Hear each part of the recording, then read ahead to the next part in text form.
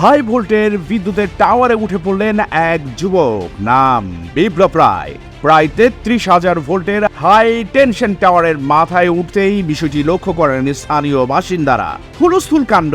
যুবককে নেমে আসার ব্যাপারে অনুরোধ করলেও অদ্ভুত দাবি করতে থাকে সেই যুবক। বাড়ি থেকে বিয়ে না দেওয়ার জন্যই যুবক ওই টাওয়ারে উঠে পড়েছে বলে দাবি করে।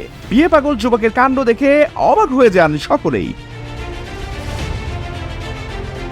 তৎক্ষণে টাওয়ারের নিচে ভিড় জমান অনেক মানুষ। উৎসুক জনতার ভিড় সামলাতে হিমশিম খেতে হয় পুলিশ কর্মীদেরও।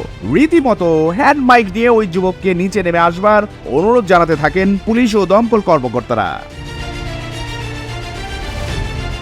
কিন্তু সে যুবক নাছোড়বান্দা।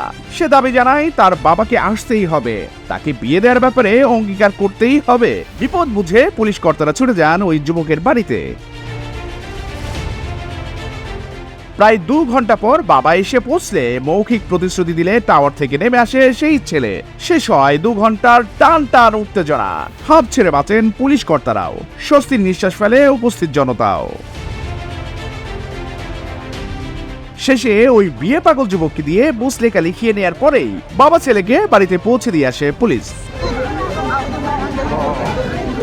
The news Bangladesh international desk. ভালো তো কাজ করছিস বাবু।